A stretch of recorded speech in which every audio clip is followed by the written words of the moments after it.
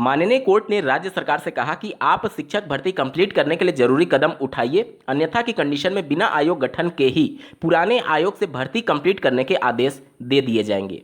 और इस मामले में आज महत्वपूर्ण सुनवाई होने वाली है, जिसके बाद से आयोग गठन की प्रक्रिया और शिक्षक भर्ती को लेकर के कुछ स्थिति स्पष्ट हो सकती है। नमस्कार दोस्तों, मेरा नाम है नीरज और आप देख रहे हैं कैरियर बिट यूट्यूब चैनल। अगर आप इस चैनल पर पहली बार विजिट कर रहे हैं तो इसको सब्सक्राइब करते हुए बेल आइकन को प्रेस करना ना भूलें।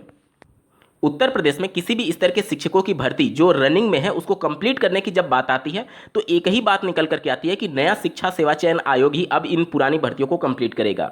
इसी से क्षुब्ध होकर के अभ्यर्थी माननीय कोर्ट का दरवाजा खटखटाए थे, जहां पर माननीय कोर्ट ने राज्य सरकार से ये कहा था कि आप जरूरी कोरम को पूरा करिए, अन्यथा की कंडीशन में बिना आयोग गठन के ही पुराने आयोग से भर्ती कंप्लीट करने के संबंध में आदेश दे दिया जाएगा। मामला है उच्चतर शिक्षा सेवा चयन आयोग से संबंधित 917 सहायक यानी कि असिस्टेंट प्रोफेसर पद को भरे जाने के संबंध में।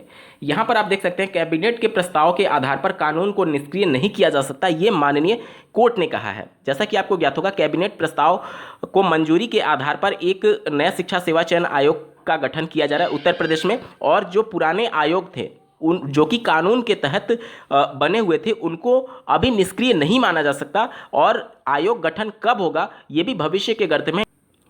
इसी प्रकार से माध्यमिक शिक्षा सेवा चयन आयोग के द्वारा आयोजित होने वाली टीजीटी पीजीटी के लिए विज्ञापन 2022 में जारी किया गया था। लगभग 12 महीने होने जा रहे हैं, यानी 1 साल होने जा रहा है। कब इसकी परीक्षा होगी इसके बारे में कोई भी जानकारी नहीं है। आप स्क्रीन पर देख पा रहे होंगे।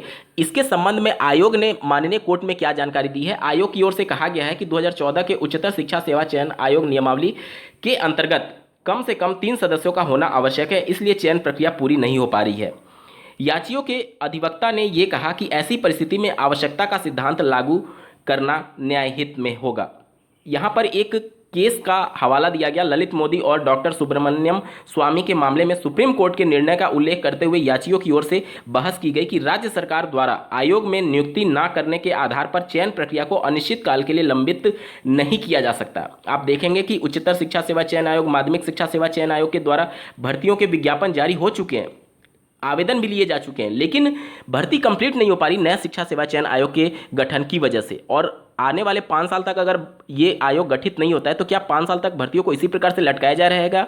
इसी को लेकर के अभ्यर्थियों ने माननीय कोर्ट का दरवाजा खटखटा था, जहां पर माननीय कोर्ट ने क्या कहा अब ये देखना आपके लिए बेहद जरूरी है। देखिए, कोर्ट ने इस तर्क को अस्वीकार करते हुए कहा कि उच्चतर शिक्षा सेवा चयन आयोग अधिनियम 1980 विधायिका द्वारा पारित विद्यमान कानून है और वर्तमान में लागू है। मात्र कैबिनेट के प्रस्ताव के आधार पर इस कानून को निष्क्रिय नहीं किया जा सकता। साथ ही राज्य सरकार को निर्देश दिया कि या तो कोरम पूरा करने के लिए आवश्यक कदम उठाए, अन्यथा हाईकोर्ट अगली तिथि को आवश्यकता का सिद्धांत लागू करते हुए वर्तमान आयोग के चयन प्रक्रिया पूर्ण करने के लिए आवश्यक निर्देश देगा।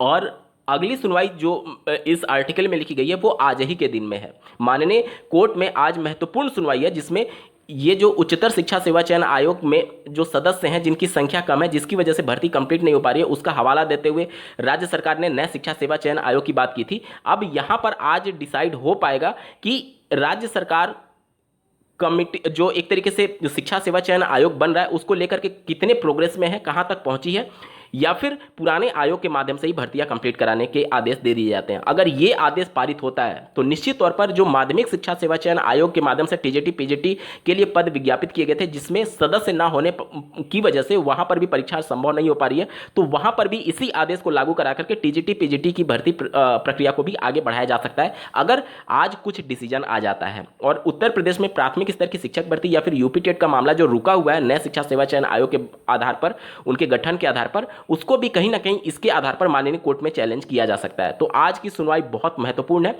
न सिर्फ इस आयोग गठन के प्रारूप की प्रक्रिया कहां तक पहुंची इसके बारे में, साथ ही साथ जूनियर एडेड शिक्षक भर्ती के मामले में भी आज महत्वपूर्ण सुनवाई है। तो इन दोनों मामलों से कुछ स्थिति स्पष्ट हो पाएगी उत्तर प्रदेश में शिक्षक भर्ती की प्रक्रिया को लेकर के। इस वीडियो को देखने के लिए आपका बहुत बहुत धन्यवाद। भगवान करे आपका दिन शुभ हो।